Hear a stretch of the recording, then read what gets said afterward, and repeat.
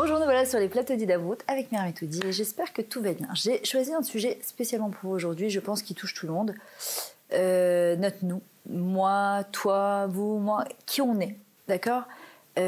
Si là je suis donc assise devant vous avec un public énorme, je me dirais, ah tu sais, il y a des fois tu vas dans un truc, t'es qui? Moi je suis la fille de Baba Salé, la petite fille de Baba Salé, l'arrière-petite fille de Rabia Bersera, la petite fille de Rafinto, la... Mais en fait, ce que j'ai devant moi, pour moi, c'est toutes les filles d'Akadash Baruch Hu. Notre Yichus, notre relation, c'est Abraham, Yitzhak et Yaakov. Pashut Maot. Nos imaot, nos arrière-grand-mères, Sarah, Rivka, Rachel, Léa. Et attention, parce que quand on dit je suis la petite fille du Rav Pinto, ou du Rav Bersera, ou du Ben Ishraï, je suis la descendante de Rashi, Zemer Chayav, ça engage. C'est-à-dire que je peux pas me dire, ah mais moi je suis l'arrière-petite fille, ok. Quoi, dans les papiers ou dans mon comportement. Maintenant, on doit arriver à comprendre que toi, moi, nous toutes, on a une mission sur Terre. On doit se poser la question, pourquoi on est là? On peut pas vivre 120 ans sans jamais se dire, sans jamais s'arrêter et se dire, attends, qu'est-ce que je fais là? Je me lève tous les matins et je dis Moda Ani Fanecha Menecha Kayam, super. Et alors en vrai, il faut arriver à comprendre. Avant de dormir le soir, on dit Beyadechav Kidruchi, après le Kriyat Shema qu'on lit avant de dormir. On dit à Kadesh Baruch Hu, voilà, entre tes mains Hachem, je remets ma neshama. Mon roi, on vit 1/60e de la mort, et le matin quand on se lève, alors on sait qu'il y a eu des recherches qui ont été faites, qu'il y avait une réunion entre neurologues, et il disait qu'il fallait 12 secondes à l'oxygène pour revenir au cerveau, qu'il fallait surtout pas se lever du lit très rapidement. On le sait, quand on se lève trop vite du lit, on a la tête qui tourne, on a le cœur qui palpite, et en fait, il y a des fois, bon, t'es pressé, t'as pas entendu le réveil, je ne sais moi. Et en fait, on te dit dans 12 secondes. Ce sont les 12 mots Moda Ani, les Fanechame, la Chai, Vekayam, Shechazat Nabi, Nishmati, Bechem, la Rabem, Atera. Donc, je te remercie, Akadosh Baruch Hu. Donc, c'est moi qui te remercie. Donc, je suis seule avec Hachem. Il n'y a personne d'autre avec moi. On aurait pu dire Modi, Manachnu, Lecha. On te remercie, Hachem. Non. Moi, je te remercie. Je me tiens devant toi, les Fanecham, Melech, Vekayam, c'est un roi, le roi du monde. Chai Vekayam, c'est un Dieu vivant qui existe, qui est là, qui est présent à chaque seconde. C'est lui qui me fait vivre, qui me fait respirer, qui me fait voir, qui m'a rendu Baneshama. Chez Chezarta Binishmati, qui m'a rendu Baneshama. Pourquoi? Parce que, par compassion pour moi. C'est-à-dire que si, avant de dormir, je me dis, qui me dit que je vais me lever demain matin? Mais qui me dit que je mérite de me lever demain matin? Si on commence à penser comme ça, l'angoisse. Mais Hachem, pourquoi il nous permet de nous relever le matin? Parce qu'il a confiance en nous. Et si Hachem, il a confiance en moi, qui je suis moi, pour ne pas avoir confiance en moi. Quand on dit Moda Ani, c'est quoi Ani? Alors tu peux dire je. Quand tu dis à quelqu'un où tu vas, tu dis les Anatolechet, où tu vas, les An. An, c'est une direction. En vrai, on dit je te remercie Hachem pour mon Ani, pour ma directive, pour ma mission de vie. Pourquoi je suis venue sur Terre? Pourquoi je suis là? Qui je suis? Je te remercie Hachem. Les Fanecha Melech avec Ayam, puis tu m'as rendu cette Neshama. En vrai, tous les matins, on doit se dire, quand on se lève, qu'est-ce que je vais apporter de plus au monde? Nous, en général, on se lève, on dit qu'est-ce que je vais prendre en plus dans ce monde? Comment je vais consommer? C'est un monde de consommation. On consomme sans fin. Mais en vrai, c'est qu'est-ce que je peux apporter de plus dans ce monde? Qu'est-ce que je suis là? Je me suis levée, j'ai 24 heures devant moi. Si je vous disais que vous aviez 86 400 $ dans votre compte en banque au euro ou shekel et que vous avez une journée pour les dépenser, qu'est-ce que vous en feriez? Qu'est-ce que vous en feriez? Il faut savoir que Hachem, tous les jours quand on se lève, on a 86 400 secondes à dépenser tous les jours. Je me souviens quand j'ai fait mon stage de conférencier avec le Rav Zamir Cohen, on a eu une semaine avec les plus grands conférenciers de Hidabou, de Rachim, ils sont venus, voilà, ils ont parlé, bref, ils expliquaient comment il fallait se tenir devant la caméra, il faut sourire, comment il faut parler aussi, qu'il faut regarder. Et puis à un moment, on a eu le Rav Yossefi, qu'Hachem lui accorde une longue vie, donc je vous parle de ça il y a à peu près 11 ans. À l'époque, il devait avoir au moins 80 ans. Il est arrivé, il tenait à peine sur ses jambes, je me souviens, de Bnei Brak, il est venu de Bnei Brak, il nous regarde comme ça, il se plie, il dit « Vous voyez, tous les cours que vous avez eus là, pendant une semaine, bla bla bla, non, t'as payé une semaine des conférences, t'as écouté pendant une semaine les plus grands conférenciers. » Il dit « Je vais vous dire, la seule chose qui peut passer dans vos cours, c'est comment tu te lèves le matin et que tu fais ton modani quand personne te regarde, t'es pas en face d'une caméra. Comment tu fais ton birkat hamazon à la maison? Le reste, c'est du vent. Si tu arrives à retransmettre tes expériences de vie à tes élèves, aux femmes qui te regardent, aux femmes qui t'écoutent, t'as tout fait passer. Sinon, vous n'avez pas besoin de moi pour ouvrir un livre. D'accord? Vous pouvez aller voir tout ça, aujourd'hui tout est traduit, tout est sur Facebook, Internet, YouTube, c'est-à-dire qu'on n'a pas besoin, la chaîne Idabou, il y a tellement à donner, il y a tellement de chaînes de toi aujourd'hui extraordinaires. Par contre, ils disent que tes expériences de vie, ta vraie voie d'Hachem, quand personne te regarde, comment tu te pourrais à ton mari ou à tes enfants, ça, c'est entre toi et Kadosh Baruch Hu. Et quand je me lève le matin, c'est ce que je dois me dire. Qu'est-ce que je vais apporter de plus dans ce monde? On est tenu de demander à Hachem pourquoi on est sur Terre. Parfois, quand je passe à Tel Aviv avec mon mari, et je vois ces milliers de tours qu'ils ont construits, avec ces milliers d'appartements, des tours qui n'en finissent plus, avec des 35 et des 45 et des 50 étages, et tu vois, il y a des milliers de personnes qui passent, et il y a 7 milliards d'êtres humains sur Terre. Tu peux dire, Ania, à faire, VFR. Je suis rien, je suis du vent, je suis un point parmi tant d'autres, je suis un grain de sable parmi 7 milliards d'êtres humains, ou de te dire que je peux changer le monde. Je peux changer le monde. Non, mais c'est pas moi qui vais changer le monde. Si, je peux changer le monde. Parce que si je change mon monde à moi, que Kol Haolam Nivra est la Bishvili, le monde est Hachem, il a créé pour moi. Et Hachem, il a dit à Adam Arishon, quand il a regardé le monde, il a dit quoi? Tout ce monde, c'est que pour moi. Hachem lui a dit oui, juste d'Atra, Lola Arrive et quelqu'un à Tolami. Je te demande juste un truc. N'abîme pas mon monde. N'abîme pas mon monde. Donc, comment je vais faire pour ne pas abîmer le monde Hachem et au contraire pour le construire, pour rajouter encore des belles choses dans ce monde? Je dois me poser la question. Le Rav Friedman, un jour, il a voyagé aux États-Unis pour l'opération d'un ami à lui. Et ils étaient donc dans un étage très élevé à l'hôpital.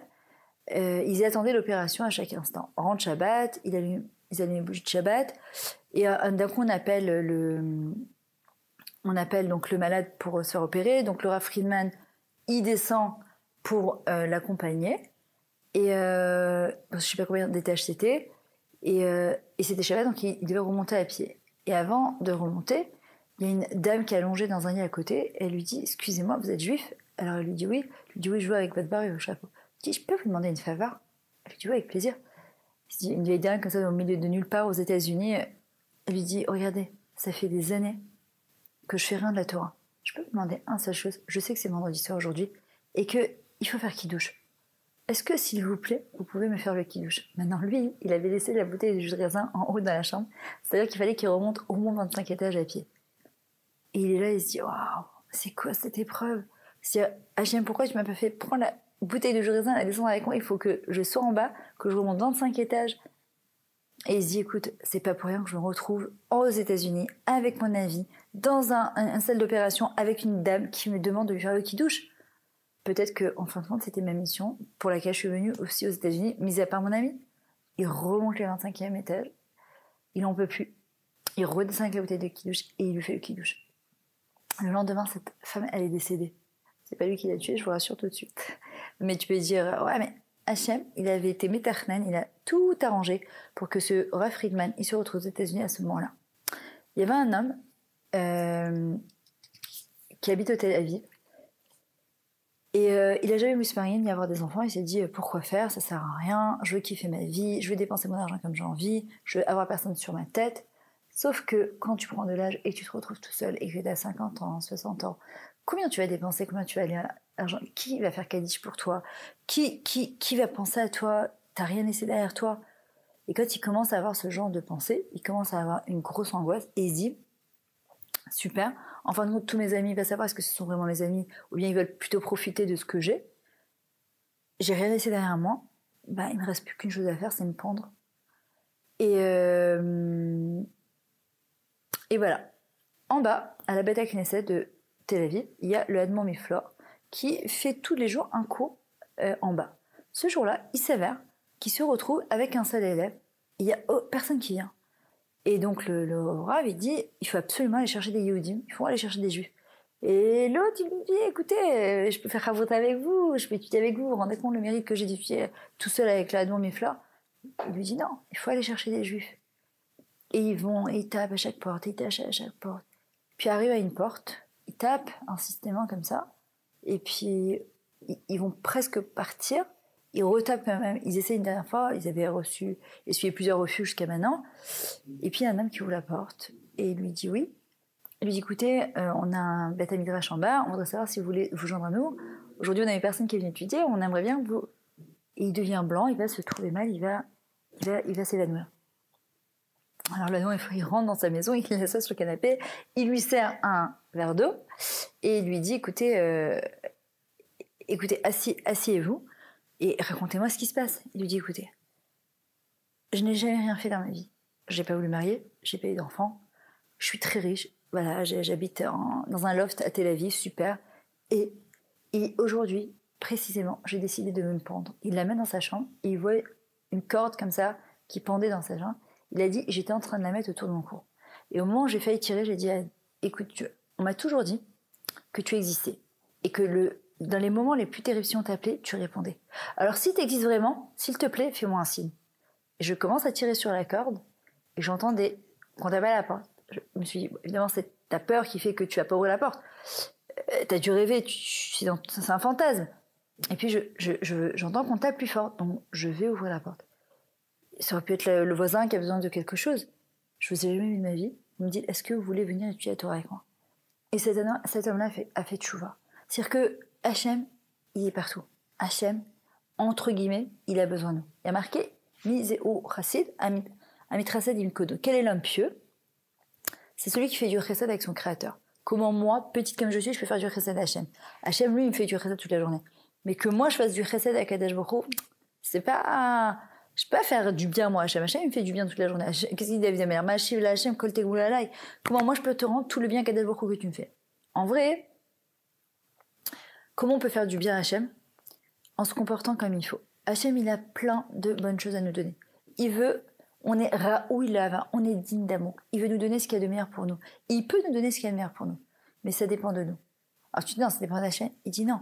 Parce que en se comportant bien et en surtout développant la émouna, la foi absolue et le bitachon, c'est complète envers Hachem, que Hachem il veut tout nous donner. Alors je permets, entre guillemets, si je peux me permettre de parler comme ça, à Hachem de déverser de l'abondance sur moi. Faire du bien à Hachem, c'est lui permettre de donner ce qu'il veut nous donner. Mais parfois, c'est nous qui faisons barrière, c'est nous qui faisons écran. C'est comme si maintenant je mets un cache, vous pouvez plus me voir, vous m'entendez, mais vous pouvez plus me voir.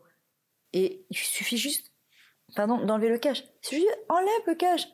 Hachem, il est là, il peut tout te donner. Hachem, s'il nous fait vivre tous les jours, il nous permet de nous lever tous les jours, c'est parce que il a besoin de nous, entre guillemets. Il a besoin qu'on déverse et qu'on influe dans ce monde. C'est ça qu'on doit arriver à comprendre. Il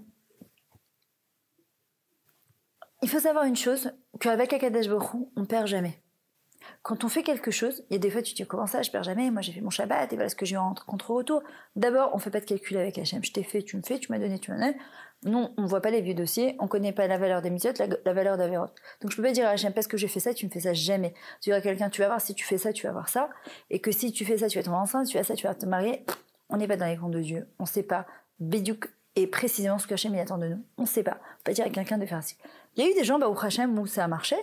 Mais c'est des mikrim bededim, c'est vraiment des cas. Mais on peut pas. C'est-à-dire que si eux ça a marché, au Hachem, tant mieux. Un jour, il y avait deux amis qui étaient très très proches, ils faisaient tout l'entour ensemble. Et un des amis un jour lui dit, tu sais, il y a un cours de Torah organisé en bas de la maison.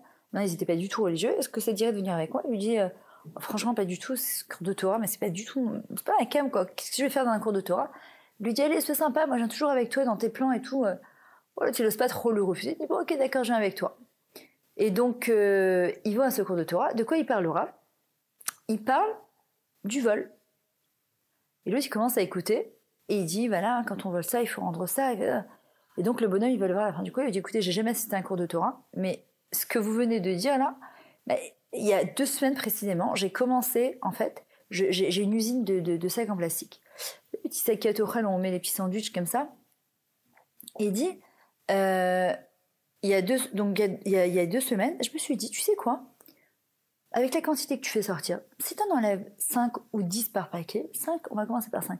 Personne ne va s'en rendre compte. C'est qui le fou qui se mettrait à compter le nombre de sacs plastiques? Il faut vraiment s'ennuyer dans la vie pour dire, attends, je vais voir s'il me roule pas. Et quand j'ai vu que j'ai pas eu de plainte, je me suis dit, que j'en ai enlevé 10. Maintenant, 10 multiplié par des centaines que tu vends, mais tu gagnes de l'argent grave dessus. Et après, je me suis dit, bon, écoute, arrête-toi parce qu'il risque de se rendre compte que ça a diminué et tu risques d'avoir des problèmes. Mais Rav, comment vous voulez que je rende ces sacs plastiques que j'ai volés? Et il lui dit, écoute, pendant 2 semaines, tu as volé. Pendant 2 semaines, tu vas rendre dans chaque sac en plastique. Si tu en as volé 10, tu vas en remettre 20. C'est-à-dire la même quantité pour, on va dire, dédommager les gens qui achèteraient de ta marque à toi, pour dédommager, dire à Hachem, voilà, c'est ce que je peux faire, c'est rendre... Au début, bon, il est là, il dit, bon, ok, si ça vient à rendre. Il s'avère qu'une semaine après, il y a le ministère de la Santé qui débarque dans toutes les usines. Ils font un contrôle. Quasiment toutes les usines, elles ont une pénalité parce qu'il manquait des sacs en plastique. Et lui, il s'est sorti dans le journal où ils ont fait une pub de fou parce qu'ils se sont rendus compte que non seulement il y avait le nombre de sacs plastiques, et en plus il y avait un bonus de 10 sacs en plastique. On ne perd pas avec Hachem. Quand on va dans son chemin à lui, on ne peut pas perdre. Maintenant, plusieurs choses. Un, il y a marqué Bechol derachecha daou. Dans tous tes chemins, tu connaîtras Hachem. Dans tous tes chemins, tu chercheras la présence d'Hachem. On peut faire sa Torah et ses mitzvot toute sa vie, mais complètement déconnecté d'Hachem. Comme je veux super, je mets mes téfilines, je mets, pas moi, je mets mon kisouille, je fais mon Shabbat, c'est-à-dire, je prépare mon Shabbat, voilà, rien de très très extraordinaire, ok? Ou bien, dans chaque chose, dans tous tes chemins, tu connais Hachem. Vous connaissez la voiture d'Avou? Ben, c'est exactement ça. Dans tous tes chemins, va chercher Hachem. Va chercher Hachem. Rentre-le dans chaque misère, rentre-le dans ton supermarché, rentre-le dans tes lessives, dans ton repassage, rentre-le dans, tu prépares un mariage, rentre-le dedans. Moi, j'explique ça à mes calottes, j'ai quand même une petite mariée, je leur dis, quand tu vas faire coudre ta robe, tu peux prendre la meilleure couturière de Tel Aviv, ça peut être une banane son truc. Pourquoi? Parce qu'il faut te demander, ne te mets pas entre les mains de la couturière. Tu vois, Hachem, j'ai fait ma Ishtadlout, j'ai pris une bonne couturière, après définition, c'est toi qui vas m'aider. La salle, pardon, le khatan, dans chaque chose qu'on fait, on doit rentrer à Hachem. Deuxièmement, la tmimut, tiye tamim im Hachem elokecha. Les gens, aujourd'hui, se prennent la tête dans la avodat Hachem. Ils sont compliqués. La Torah, c'était quelque chose de magnifique. Et c'est quelque chose en même temps de... C'est pas simple. 613 mitzvot, Ashkenaz, Sfarad. Plusieurs rabbanim, plusieurs déotes, on ne sait plus où mettre la tête. Il y a déjà 613 mitzvot à accomplir. Les gens, parfois, ils rajoutent sur ça des chumbro, des idou mitzvah. Elle va déjà qu'on fasse la halakha comme il faut. Et d'être simple dans sa avodat Hachem. Pas compliqué. Simple. La tmimut Hachem, il aime l'intégrité. Comme Noir, tamim tiye aya ish bedorota. Il était tamim. Il était facile. Il était simple. Il faut être zorem. Il faut être cool. Pas trop cool parce que sinon on coule. Cool, facile, simple. D'accord? Avec Akadosh Baruch Hu. Et aussi une autre chose, et je terminerai avec ça. Il faut demander à Hachem qu'est-ce qui lui ferait plaisir à lui. Vous savez, à Rosh Hashanah, les gens en grosse panique, ils arrivent à Rosh Hashanah qui pour oh là là, vite on va être inscrit dans les livres de la vie, de la mort, de la réfoua, de la parnasa. Qui c'est qui va mourir, qui parle allô, on respire un bon coup. On a mis bouger Rosh Hashanah. Hachem, merci que tu m'as permis de vivre encore un an. Qu'est-ce que je peux faire cette année pour te faire plaisir? Qu'est-ce que je peux rajouter de plus pour te faire plaisir à toi? Pas parce que moi, par bonne conscience, je vais être inscrit dans les livres de la vie, alors vite, il faut que je prenne quelque chose. Non.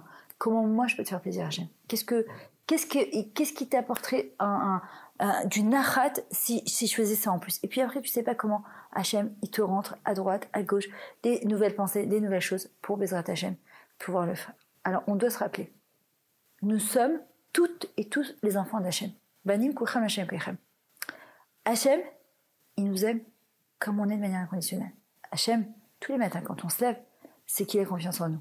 On a quelque chose à apporter dans ce monde. On doit poser la question, c'est quoi ma mission de vie? Et se poser la question, comment je peux faire avancer le monde? Comment être l'associé d'Hachem? Et comment je peux pour lui faire plaisir? De savoir que chaque pas que je prends en avant, je ne peux pas perdre avec Akadosh Baruch Hu. Il ne faut pas faire de compte avec Hachem. Je fais parce que c'est mon père, parce qu'il m'a demandé, et zéro, c'est tout. Après, s'il veut me donner, il veut pas me donner, ça c'est ses comptes à lui. Je peux pas rentrer dans ses comptes à lui, d'accord? Et les kadem pnimi, c'est avancer de manière à l'intérieur de nous, c'est extraordinaire. Il y a pas un plus grand bonheur sur terre. Les gens, ils cherchent le bonheur, ils cherchent la sérénité. Il faut avancer de l'intérieur. Il faut savoir se remplir de l'intérieur, pas d'extérieur. Les hôtels, les canyons, les trucs, c'est bien tout ça. Je dis pas que c'est pas bien. Moi aussi j'aime, mais je sais très bien que c'est pas ça qui m'amènera ni du haut-cher, ni du bonheur, ni de la sérénité, ni du bien-être. Par contre, se réaliser, devenir, exister, trouver sa mission de vie, ça, c'est la chose la plus extraordinaire qu'il y a. Alors, à vous, Bezrat Hashem, à nous d'aller chercher la raison pour laquelle on est là. À très bientôt.